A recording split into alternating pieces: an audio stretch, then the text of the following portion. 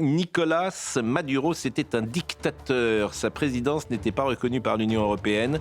Il avait pris la suite d'un autre dictateur, Hugo Chavez, en place à partir de 1998. Sous leur férule, durant 28 ans, des centaines de Vénézuéliens furent tués, 8 millions d'autres exilés, les opposants politiques emprisonnés, le pays exsangue économiquement. Bref, l'habituel bilan lorsque le communisme est au pouvoir, à Moscou hier comme à Caracas aujourd'hui. À ce triste constat, Maduro s'ajoutait la carte du narcotrafic. Il inondait le monde de cocaïne, notamment la France, via le passage par les Dom-Tom ou la Guyane.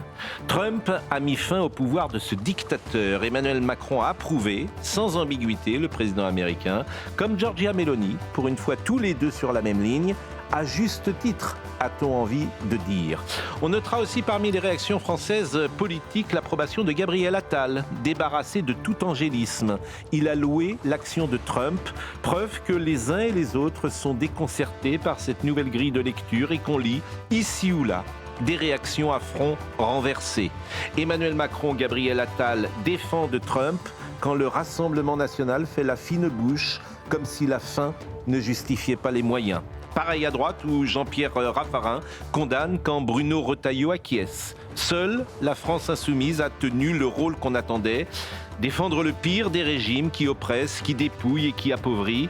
Hugo Chavez est le héros de Jean-Luc Mélenchon. Posez-vous la question ce matin, si vous étiez vénézuélien, et plus encore si vous étiez un Français qui viviez sous le joug d'une dictature, est-ce que vous applaudiriez si l'Amérique venait à votre secours ?